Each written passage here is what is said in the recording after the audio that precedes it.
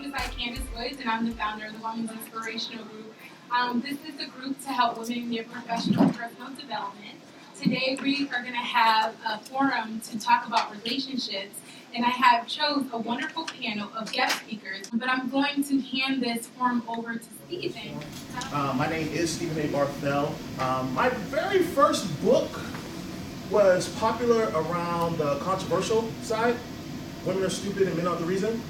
It was about the battles that we go through with one another and how we have to stop blaming each other for our issues. So I did a survey. Men blaming women, women blaming men, no real answers, no nothing. So we're going to be open, we're going to be honest, we're going to talk about living happily single. And once you do start dating, how not to lose yourself.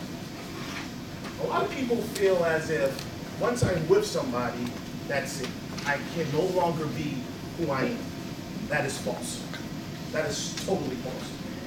One of the major facts is you cannot make someone happy, you cannot fulfill someone's life without making yourself happy and without fulfilling your life. And that's one of the main reasons where we go left. Another thing where we go left is we forget why we get in relationships in the first place. Is it for the sex? Is it for just to say I'm with somebody? Is it a business proposition where, okay, I look good, you look good, now we can look good together, and you know nothing about each other whatsoever. Matter of fact, you don't even know a lot about yourselves, which is crazy. So another question I ask is, what are you willing to do about that? Courtship, learning each other, loving each other, and then hopefully marriage. I get a lot of groans from saying everyone's not going to be married, but it's very true. Marriage is not for everybody. Matter of fact, commitments are not for everybody. Some people can do it, some people can't. And what happens is, some of us, we force ourselves to be those people. We see others who are happy, and they think that, okay, they're happy, I can be happy. I'm a better person than this person, so I can do exactly what they're doing. First thing, courtship. What does courtship mean to you? Is it there? Like, anybody? Like, is courtship still there? And chilling at someone's house or coming over to hang out, that's not courtship.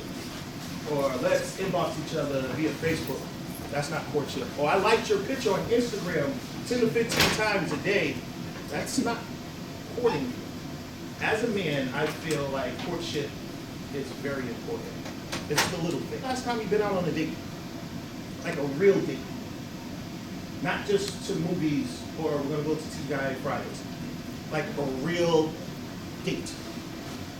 Now if a guy jumps in and starts talking about sex within the first week, big red flag, big red sign. I use the term, excuse my language, see fuck later. And see fuck later, just exactly that. Peace, see fuck later. Like, it just, that's what it is. It's like, you cannot tolerate any nonsense from anybody when it comes down to dating. How long do you think it will be before you fall in love with someone? Forum I did, 3 months, 4 months. Oh, you just know. How? How do you just know? Like, how? Sometimes, like, how do you know? How do you know? I knew I loved my wife when I couldn't picture myself without her moving forward with my life. That's when I knew that I loved her. We all go through ups and downs within our commitments and within our relationships, and sometimes they get tested. And the way that they get tested, it can be, okay, how are we going to move forward? Where do you see your career goals in 5 years? And they don't mesh. And then we get scared and we run off. Or it could be, I still have trust issues. And we're going to talk about that on the forum, trust, which is huge, especially when you start dating. If a person decides they want to cheat on you, that's exactly what they are going to do. It sucks. Any reason that they give behind it, it's a lie. It's, like I said, it's bullshit. It really is. If they're not happy, I always tell people, it's hard, leave. If you're missing something, leave. Every relationship has an expiration date. And what I mean by that, if you're in commitment, if you break up, it expires. Once you're married, till death do you part. And of course, I have a belief, if I die, my wife dies, if we're still together, we're going to meet each other in heaven. Every relationship has an expiration date. We cannot be afraid to say bye. And cheating is not the answer, no matter what you say. And of course, people make mistakes. And let me rephrase that. People make bad choices. Cheating is not a mistake. It's a choice. It's a stupid choice, but all in all, it's a choice. We've been lied to. We've been hurt. We've been put in situations where people aren't who they say they are. Do those 4 things, you'll be okay. Once you figure out, okay, this person wasn't for me, but I still love me, I still trust that whatever I was bringing to the table works, and if it doesn't, definitely reevaluate yourself, which is being honest with yourself. Maybe it was you. And a lot of people, they don't get that. Maybe it was you. 3 relationships within a year, maybe it's you. I'm serious. Maybe it's not other people. Maybe it's you. Or men do this, women do that. No, maybe it's you. Maybe it's time to say, okay, whatever I'm doing, find out why you want a relationship, why you want to succeed in your life, why you want to move forward, and if you want to be married, why? That is my why. My 3 kids, my wife, my life. Find the why. And once you find the why, then a lot of your answers will be so easily answered. Normally speakers, they have like a nice little speech to walk on for them. Not me. I just walking away.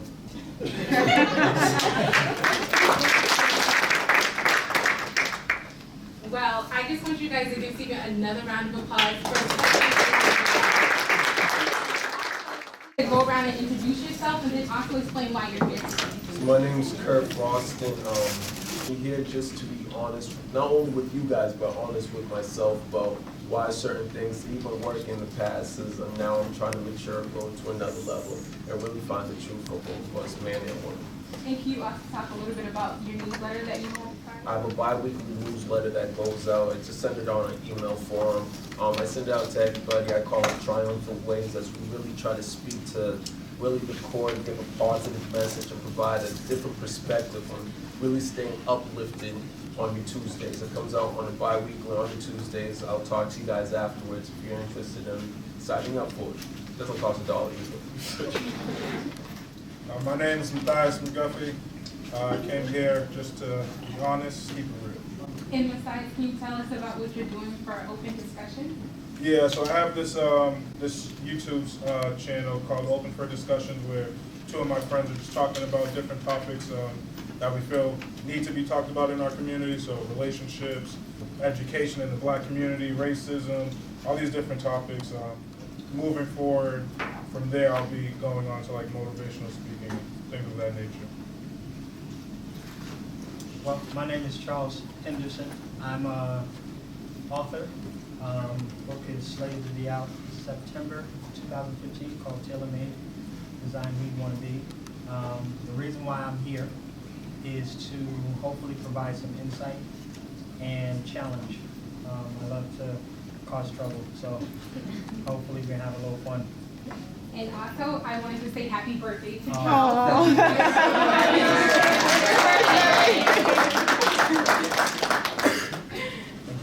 Well, my name is Jason Baptiste. I'm here because I find this topic very interesting.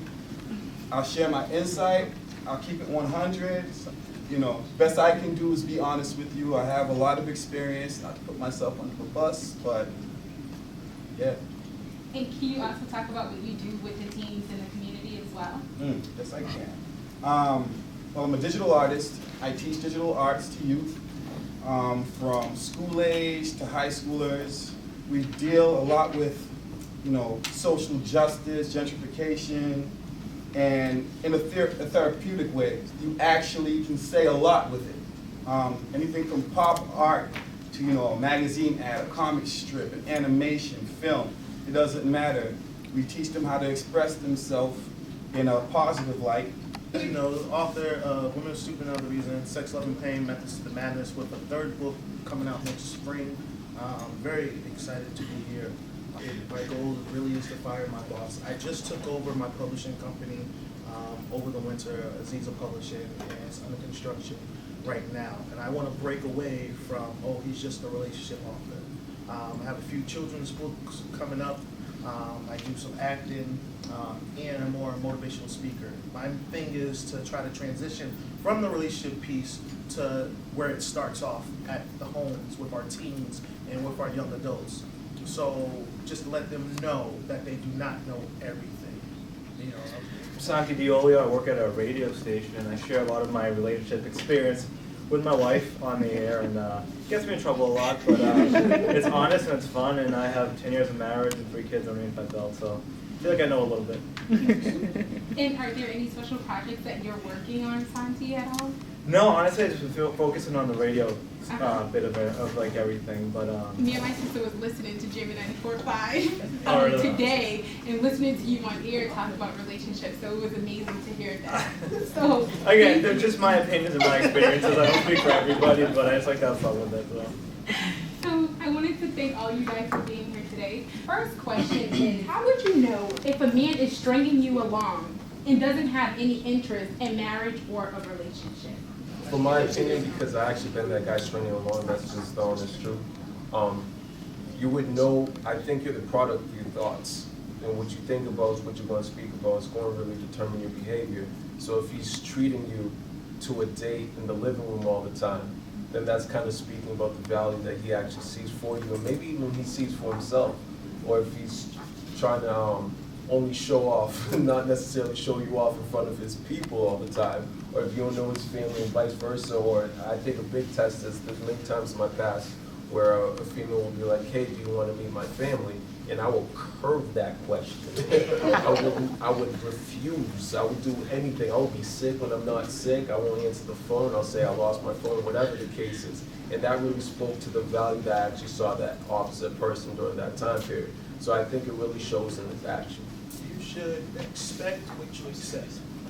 And what I mean by that is, if you know one of your goals is being married and you want more than what a man is giving to you, and you're not vocal about that, or if you're not demanding it, he's going to go along with it. We play house for 7 years, and I can say, why should I buy the cow when I'm getting milk for free?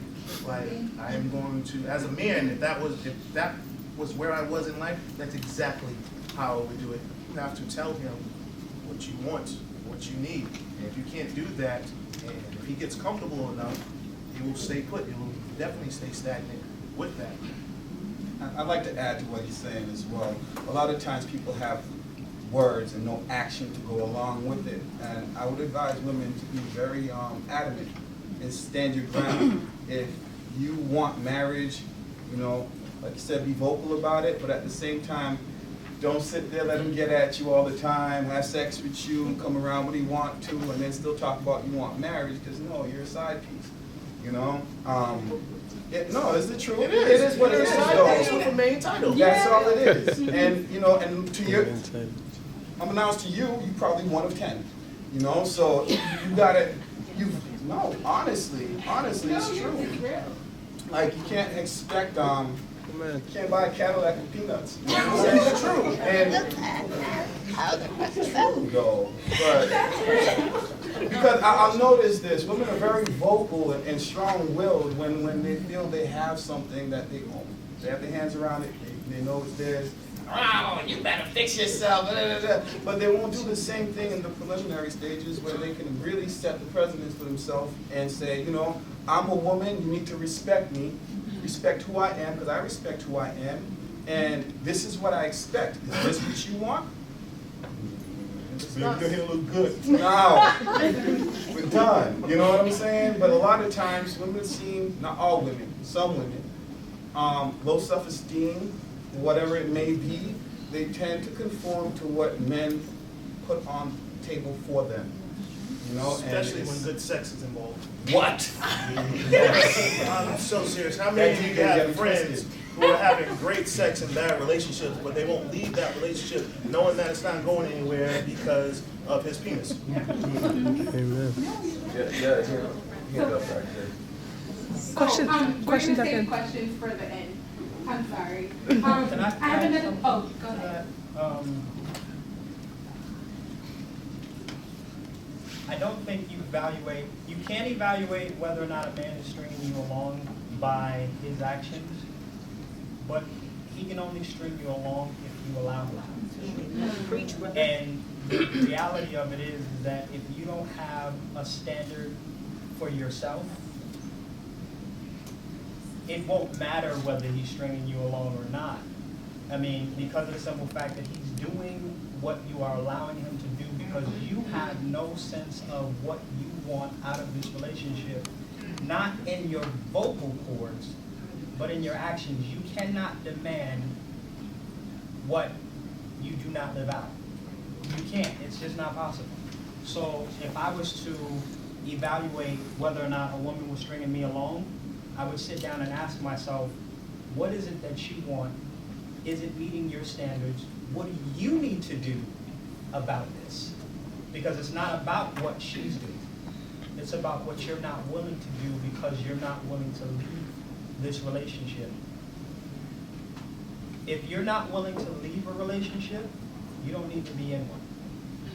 Yeah, but you just post social media posts, subliminals about it all damn day about how unhappy they were, but won't do anything about it. And that's the thing. I mean, you don't evaluate whether or not somebody's stringing you along by what they're doing. You can. But you do it from the baseline of who am I, what do I want, what are my expectations, and then you make some decisions because it's not really about what he's doing. It's about what you are doing or not. Does that make sense? Makes a lot of Perfect. sense. What are some tips women should do to build long-lasting relationships? Find the right person. I mean, and so it's very like general, but find somebody that you're compatible with. I knew from early on that the person I was with, that I'm compatible with them, and I saw down the road. And that's really what it is. But I also feel like you can determine whether somebody's compatible or not early on as well. Like there's certain things that I would look for in a female if I were dating that I know wouldn't be compatible. So, What are my core values? And going back to Santiago, finding someone who meshes well, because what you're looking for is a partnership. How can two walk together unless they agree? Sure. You can't. I can love you, right? But if I'm constantly disagreeing with you, there's going to be a problem. So you need to find out what are your core values so that you can align that with this person and see if you can walk together. Because if you can't, I'm sorry, all the love in the world is not going to fix the fact that fundamentally you don't agree on how you think about it. And not only that, but some standards are not realistic. Let me put it like that. I'm going to keep it real. You're talking about long-term relationship. You have a lot of people, and I don't want to say people are better than people, but I'll keep it real. You have a lot of people who are ratchet, who want the finer things in life, but don't know what to do to get them. So they want a man or a woman who is this either muscular built or has all this money, is this somewhere financially and image-wise, yet they're not willing to do anything about themselves, in order to match that. Like they want a person who is up here, but they could be up here with them, but they choose to stay down here because they don't know what they are willing to do to work to get up there. And that by no means makes this person better than them. It just makes them work harder than them. Like, where's your effort? Like, there's no way that you can stay home all day watching reruns of Love and Hip Hop and on social media waiting for a tax refund and want somebody who consistently builds every month after month income-wise, or in their personality. Like, you talking about compatibility, there's some people, you're just not compatible with what you want.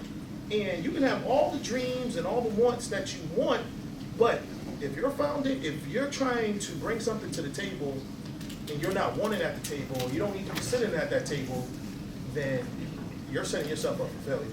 What are some reasons men stay with women for extensive periods of time and never propose? But then they'll end that relationship and then they'll go with somebody else and then they propose to the next person. And you just spent like 10 years with this person. simple as that. In my opinion, if I was with somebody, maybe I'm comfortable, but maybe they just weren't the one for me. You make And it was seem like comfortable they to be didn't with them make the until.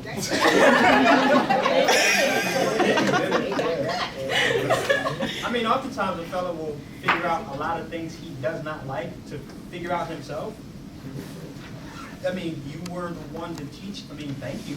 You know, but you taught me a lot. I appreciate you. But, you know, you showed me what I didn't want. How much should a woman share where you don't actually allow that guy to just put on a representative, you know? Personally, I don't want to hear about an ex-boyfriend when I'm dating and what they did wrong. I know. You know, because I'm going to start thinking, well, I do that, you know what I mean? I want a fresh start. And I don't really want to talk about money with anybody early on, because I think money just goes into a bad place. To his point, if you're over your past, you wouldn't be recurring it. You want to like really perpetuate it in the future. If the past is the past, you leave in the past. So if you're talking about your ex-boyfriend all the time, it's probably because you have trust issues, or your heart's still broken, or you're not over him, just trying to find a replacement.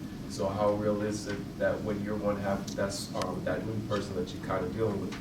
Many people that I've seen, they have trust issues from back when they were 16, 17 years old. Now they're 28, but yet they still talk about that same relationship back out of high school or right the beginning of college, and they still haven't got over their broken heart.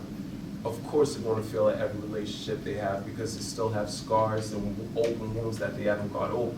So it's kind of really sad if you not over the past, stay in the past and fix it until you get over it. Because you're putting that baggage and new responsibility on someone that has no clue what you're talking about, and you're building up extra thick walls that's actually unfair to him and unfair to you. And that actually goes both ways too. I know a lot of guys are the same way. They've been cheating since they were 15 years old because some girl back in high school broke their heart, and they will never trust another girl again in their life. So it goes both ways. It's not just something on women. I actually know more guys like that. Guys are more emotional than females. They are. You're supposed to be enjoying this moment. You're not supposed to be stressing about if a person's going to call you, if a person is talking about you. You talking about me on Facebook like that? Like, no. Let's be honest, you know? Perhaps maybe not income. I don't really need to get into my money, you know what I'm saying? But your past relationships, yeah, tell me about it. I want to know about it. I want to know you. Are you being honest with me? What are you ashamed of if you don't want to speak about your past? I feel if you're mentally stable, you can deal with it. And I respect that, and honestly, I appreciate it. You know, because it sets a precedence of, all right, you know, if we're really trying to build a connection, I feel that you should be able to talk to me. You know, it's one thing. Imagine if you started dating a guy and you went to go talk to him about something personal, he just cuts you off. He's like, "Did you watch the game? You know, did you see that play? Did you see?" You know, it's like, okay, yeah. I feel like you should be accepting. I am accepting to whatever a woman has to tell me about her past, and I'm more than open about my past and stuff. I'm a guy, there's certain things I don't care about. That's just honest. I care about you, your growth, your development, but there's certain things that you share with your girls that you don't necessarily have to go and treat your guy like he's a girl because he's not a girl. You see what I'm saying? There's certain conversations, certain topics. Like, for example, I don't want to know about what happened in Love and Hip Hop if you're watching it. I don't care about it. Don't talk to me about the episode. That's not what I'm on that one. I don't care about it. Don't talk to me about it. That's not something I want to have a conversation about. But if you're talking to me about something about you personally, a goal, an aspiration of what you were trying to do for yourself, then of course, let's share it, let's bond together, and let's connect. But there's certain things, there's a fine line between treating a guy like a boyfriend and treating a guy like he's your girlfriend. And I think a lot of times it gets really blurry. How do you know when a man really loves you besides him just saying it? My consistency, not just my actions, but my consistent actions. So my next question is, why do some guys take so long to get their lives together, such as like career and finances? And I want all of us to really answer this. And I don't think it's the strong woman. I think it's the arrogance sometimes behind that strong woman. Because no man wants to hear, "I don't need you." Even though that may be the case on a consistent basis, I got this, I got that. Then what am I here for? It's not the fact that you're too strong for me, but it's just the fact that, okay, I don't want a man. Yeah. The strongest thing a woman can do is learn how to know when to lead, but also know when to follow. Know when to, okay, this is my man, this is his strength, and I'm not going to take my strength and try to overbear him with it just so I can, oh, this is what I do for my family, this is what I do for my man, and you know, this is the third. I'm sorry, this is just. Oh, I want everything. Like, we should all. How many of you feel like you have trust issues? To an extent. To be honest. Even in a commitment. I mean, one of the most, to me, one of the sexiest things a woman can be is vulnerable. And it is very hard, it is impossible for you to love me and still be protecting your heart. You can't love me if you are protecting yourself. It's not possible. Because the same wall that you got to keep me out keeps you from coming out and us having a relationship. So, you know, this whole idea behind strength and all these different things, we need to really evaluate what, especially for African American women, what our idea of strong is. Because oftentimes it is a mask to keep from being hurt. One thing, can I just add to that? And I know we're speaking objectively that I'm going to go ahead and put myself out there. So I had a relationship with a woman who was phenomenal. She was a strong woman, caring, vulnerable. She went through a lot, and she never took it out on me once. She had her, you know, her moments where she did things. Okay, it is what it is. I personally appreciate that. I love it. You know, I like it when I can be like, oh man, I really have to do this thing. Don't worry, I got it. You know what I mean? I don't care whether it's bills or reality. She just like, I got it.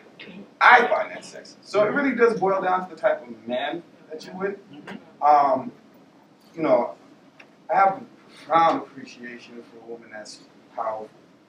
And the reason why I say that is, you know, I'm West Indian. I grew up a certain way. You know, uncles would be like, oh, I'm in a girlfriend's house this week, you know what I'm saying? It's like, no, real talk though, it's like, that's some of the culture, you know what I'm saying? So, when you come across women that aren't submissive and just strong, for me personally, I appreciate that. It kind of reminds me of my mom. And then what it does, it shows me the parts of my mother that weren't there, and the type of woman that I want in my life for my children. You know what I mean? Because you have to think for the future. You have to think, all right, what if I do start a family with this woman? Then what happened? You know? One movie that I really love. You ever see that movie Traffic? Yes. That shit was a boss, though. Yo, my man went in, she was like, I got this. She went in, she did her thing. You know what I mean? And I'm just saying, I appreciate it. You find a man, and if he's feeling a way about you bossing, obviously you don't want to be pretentious about it and an asshole, but like, he should appreciate the fact, especially as a minority woman, that you got up, went out there, and got yours. And you're bringing something back to the table, and you're adding, you know? And if a man can't appreciate that, then I feel like, yo, you know. I just think, like, with men, they just hate when certain things are thrown in their face. Like, yeah, I have no problem. My wife is a RN, registered nurse. She makes more money than me. And I knew that from the jump. And there's certain things where, okay, if I'm responsible for the rent, I know for a fact, you know, what I'm doing. Like, that's why we're a team. Like, she's responsible for other things. But with some women and men, I'll say people, they like to throw that in your face, especially when it comes down to money or what they've done for you. If you have to throw in my face what you've done for me, then then you're not sincere about doing it from the get. You have to go back and say, well, I do this for you, I hold you down, I do that. Thank you. I appreciate it. Don't throw it in my face time and time again and have to hear about it. Because then it's like, it's going to turn me off and see you folks later. But at the same time, I feel like she shouldn't be having opportunities to throw it in your face more than once. You see me? Like, you should be able to just get up, do your business, Very true. She gets you one time, you get her the next. If you feel some kind of way after that, then, you know, up your game, right? You know, you can only feel a certain way for so long. There is a flip side to all that. The flip side to it is he's actually scared. Because society has told him that he needs to be the head, he needs to be this, he needs to be that. And he can't do that because of whatever reason. He might have went to school for like, you know what I mean, something crazy, and his job doesn't provide. I'm a teacher, I don't make a lot of money. You know, you might be a doctor or whatever. You know, so sometimes his confidence is being shaped by the voices around him. And it's a serious thing. And the other piece is he doesn't trust you. He doesn't trust you. There is something about you that is not trustworthy, and it comes out of your mouth whether you like it or not.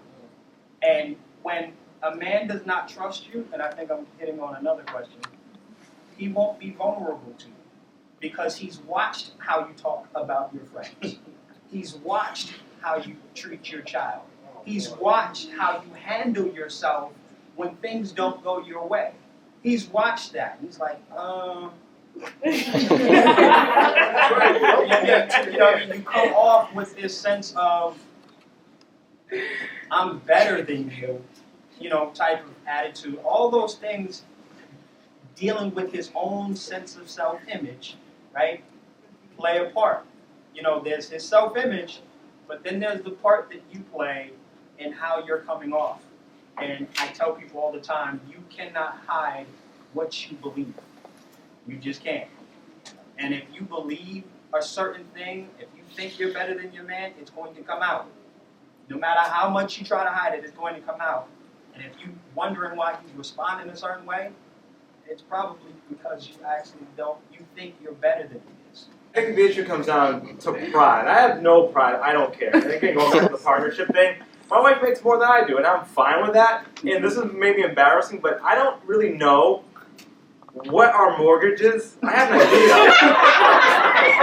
And then the other one is, I don't know how much money I take home every 2 weeks. I know what I make a year, but I don't know exactly what my check is. Because I really trust her. 100%. Huge. And it all comes from the same place, and you know what? We're happy. We don't worry about, we don't fight about that. We are understanding about the entire thing. So, but yeah, I have no idea. Why do guys stick around in a relationship knowing that they're unhappy? What's in you comes out of you. So if you feel unhappy, misery loves company. So when you're miserable, you'll really look at your friends being miserable, especially I mean, they say what they call it, the average of 5. You look at your 5 closest friends and you average them out, and that's who you are. So if your friends always are negative and miserable all the time, more than likely you're going to have negative and miserable conversations. And sometimes you're a breed of habit, like you were saying earlier, and that habit's going to become your behavior. Behavior becomes characteristics, and it just comes out. I think another thing is just being comfortable with having sex with the same person on a regular basis. Yeah. That's probably like, I know. And that was actually one of the questions too. Do men get tired of having sex with the same person? So, I've been with her for 14 years now. And do you get tired of the sex with the same person?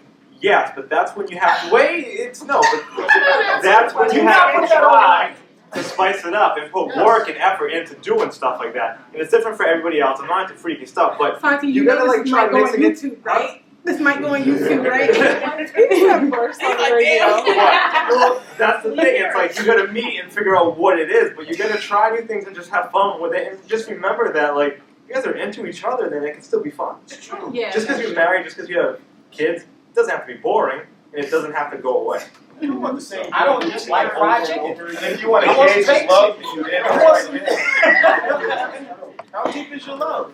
Like, your love, and your passion has to be so deep that you're willing to try new things. Like, if you're going in with the same movements to the point where she's going into the position before you can even or vice versa. Comfortable enough with the person to talk about any and everything.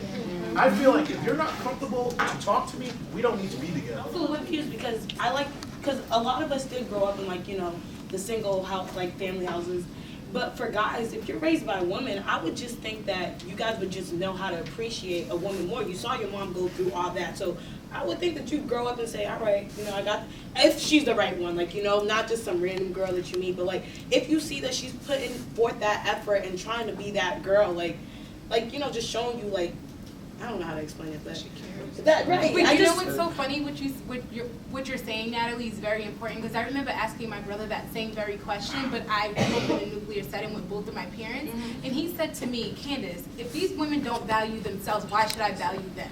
And he's like, they allow me to do everything that I want to do. That's true. And clearly I tell them I don't want a relationship, and they still want to be around me, so why not have my cake and eat it too? That's true too. So you're giving them that invitation.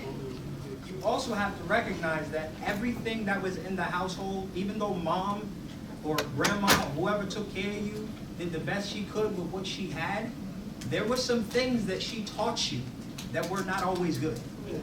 And a lot of women get a lot of credit for, you know, hey, you know, she's strong, so forth and so on. The idea is that, you know, a young man needs his father, or it's because his father wasn't in his life is the reason why he's doing X, Y, and Z.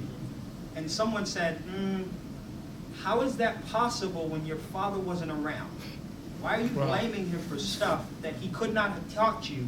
He wasn't around. So when I thought about that, I'm like, well, where am I getting these things from? I went through every family member. And when I got to my grandmother, it was like, ooh, oh my goodness. This is where I'm getting this manipulative way from. Women have to be very careful about how they do some of the things that they do. Because you are training your sons to do those things, even though he's a little boy.